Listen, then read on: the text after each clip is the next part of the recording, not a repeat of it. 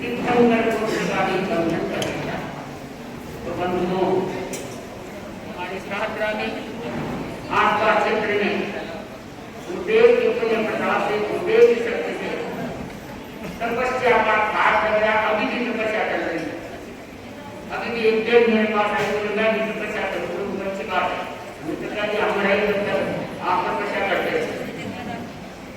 तो क्या है, भगवान ने कहा है तो खासकर तपस्या और तपस्वी बनने जो कि ममता, अपने शरीर की करने खाने की ममता को छोड़ के और महान तप को स्वीकार किया। तो मैं अब अपनी बात को एक बार विराम दे रही हूँ और पधारे हुए सभी श्रावक श्राविकाएं स्वागत है। जैसा कि अभी साधु जी ने फरमाया कि तपस्या करना बड़ा कठिन कार्य है।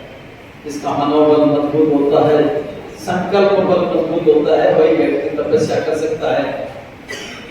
ममता पगारिया ने इस चतुर्मास के अंदर बड़ी दुर्लभ तपस्या की। 63 दिन का आयंबिक का तप आपने संपन्न किया और उसके बाद लगातार ही समझो थोड़े से दिन के अंतराल के बाद में आपने मास कमन का शुरुआत कर दी और 28 दिन का मास कमन आपने 30 तारीख को संपन्न किया। तो इस प्रकार से आपने इस चतुर्मास काल में 63 दिन के आयंबिक और 1 मास कमन की तपस्या संपन्न की। तो मैं निश्चित रूप से ये तो कह सकता हूँ कि आप मनोबल की बड़ी मजबूत धनी, व्यक्तित्व की धनी है, मजबूत मनोबल है और परिवार का भरपूर सहयोग है। आप कमल सिंह जी कुलदेवी पगारिया की पुत्र वधू और रवि पगारिया की धर्मपत्नी है। कुलदेवी पगारिया को अपने बराबर निरंतर यहाँ देखते हैं। कोई ऐसा ही दिन कभी कभार चला गया तो चला गया, नहीं और निरंतर आप प्रवचन श्रवण करने के लिए यहाँ पर आप उपस्थित रहती है। इस प्रकार से पूरा परिवार जो है वो धार्मिक परिवार है, समाज के हमेशा सहयोग के लिए तैयार रहने वाला परिवार है। भाई राजेश पगारिया यहाँ उपस्थित है। तो पूरा परिवार धार्मिक दृष्टि से गुरु की आराधना करता रहता है, धर्म संघ की सेवा करता रहता है और इस परिवार की सदस्य ममता पगारिया ने खुद पे कलश चढ़ाया है। निश्चित रूप से परिवार का अहोभाग्य है कि ऐसी सदस्य परिवार के अंदर विद्यमान है। समाज का अहोभाग्य है कि ऐसी सुश्राविका हमारे क्षेत्र में विद्यमान है और हमें बड़ा तपस्या की अनुमोदना करने का अवसर मिलता रहता है। मैं आपके प्रति बहुत बहुत अनुमोदना करता हूँ और सभी हम ओम के साथ में एक बार आपके प्रति अनुमोदना करेंगे। ओम। मैं आपकी तपस्या की अनुमोदना के इस क्रम में निवेदन करूंगा सबसे पहले कोई पियानो के माध्यम से नमस्कार महामंत्र का संगान करने वाले जो भी है वो उपस्थित हो जाए। एक छोटा सा बालक है, तो क्या नाम है?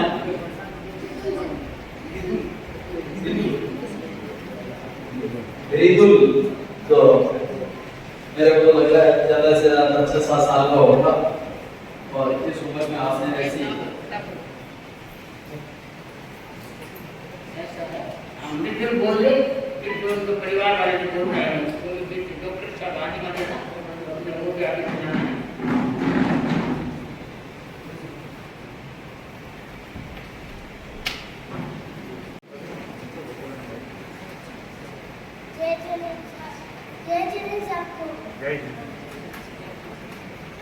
इसके बाद में तैयार है परिवार की बहनें गीत करती हैं।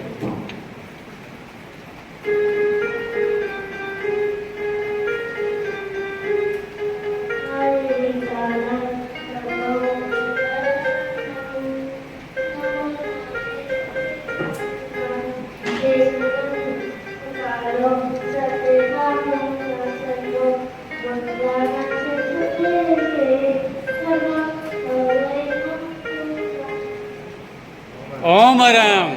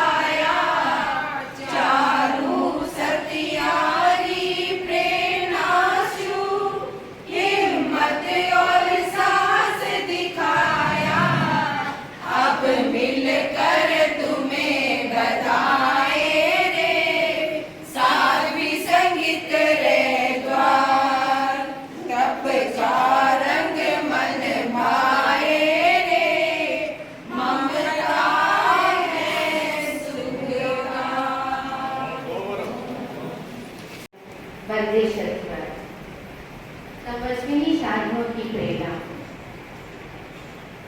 और परिकर का साथ, मन का विश्वास, आंतरिक शक्ति का आभास, इन सब तथ्यों का जब मिलन हुआ तो ममता के मन में जगी आस, तपस्या करने की आस। तभी तो दोनों आयन करने के तुरंत पश्चात और आयन में भी उनके गौण साधना निरंतर चलती रही। ये कितनी बड़ी बात है। और तुरंत आयन के पश्चात इसने मास का मन कम करने का दृढ़ निश्चय किया। सिर्फ निश्चय किया ही नहीं, उसने सफलता भी हासिल की और आज हमारे सामने तपस्वी की तरह उपस्थित है। मैं 13 पद महिला मंडल पूर्वी दिल्ली की तरफ से इनके तप की बहुत बहुत अनुमोदना करती हूँ और साधुवाद देती हूँ इनकी सासू जी फूल भगरबाई और इनके हस्बैंड, बच्चे और जिन्होंने भी इनकी तप में साथ दिया, उन सबको बहुत बहुत बहुत साधुवाद। अंत में यही कहूँगी कि अनुमोदना अनुमोदना अनुमोदना बारंबार, पूछे सुख साता पूछे सुख साता पूछे सुख साता बारंबार। तब जीत गया बलिहार गया संयम का है सत्कार। हम सब मिलकर इस अवसर पर करते हैं सम्मान। अनुमोदना अनुमोदना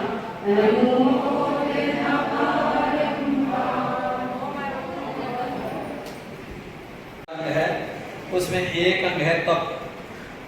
कुछ लोगों में तपस्या की क्षमता नैसर्गिक होती है, तो कुछ लोग तपस्या करते करते इस क्षमता का संवर्धन कर लेते हैं।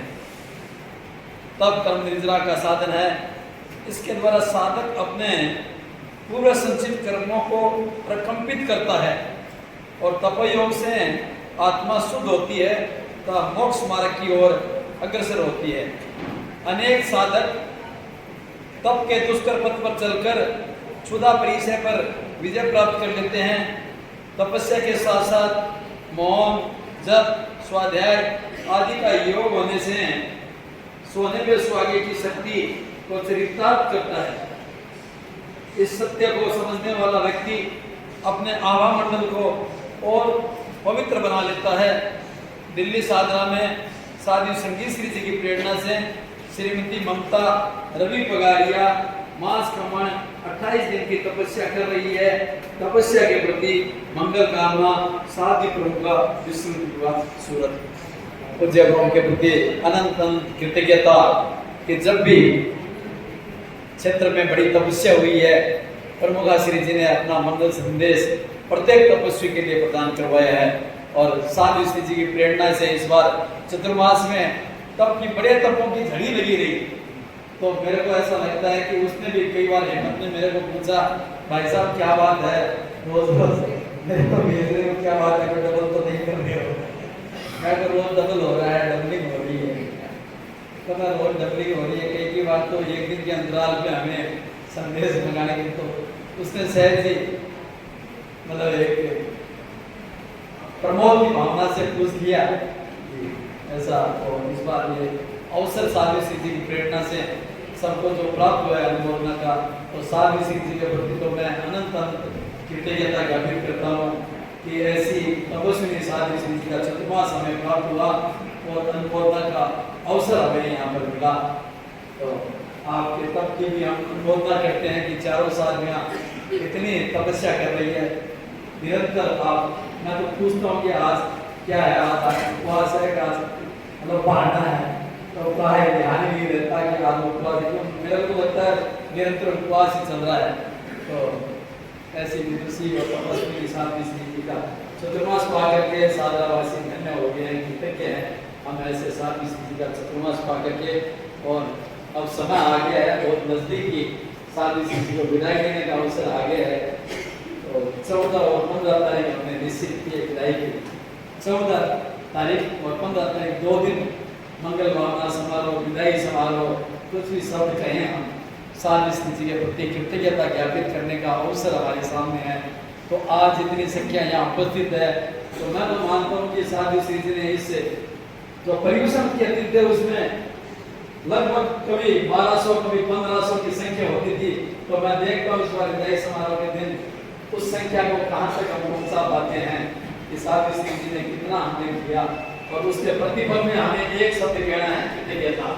कृतज्ञता कृतज्ञता जैसा महेंद्र जी रोज बोलते हैं कृतज्ञों में, और हम सब बोलते हैं हम आपके आभारी है। तो वो कृतज्ञता ज्ञापित करने का दिन 14 और 15 का दिन हमारे सम्मुख है। तो आज यहाँ उपस्थित है वो गांठ बांध लिया अपने कदों में कि हमें 14 और 15 को तो यहाँ उपस्थित रहना ही है, और भी हमारे पारिवारिक जन उस दिन उपस्थित रहे। जिनके पास सूचना तो सबके पास पहुंच गई है, नहीं पहुंची है तो इतने यहाँ आज बैठे हैं, कम से कम 100-125 यहाँ पर भी बैठे हैं। तो सबका कर्तव्य बनता है कि हम उस सूचना को आगे पहुंचाएं कि 14 और 15 तारीख को यहाँ पर उपस्थित रह करके, और साधु श्री जी का तो ये सफलतम चातुर्मास है। पूरे दिल्ली क्षेत्र में इतनी तपस्या कहीं नहीं हुई, ये पहला अवसर है साधु श्री जी के सानिध्य में इतनी बड़ी तपस्याएं हुई, और संख्या की दृष्टि से ये सबसे ज्यादा तपस्या इस क्षेत्र में हुई। और ये साधना समावासन के लिए गौरव का दिन है।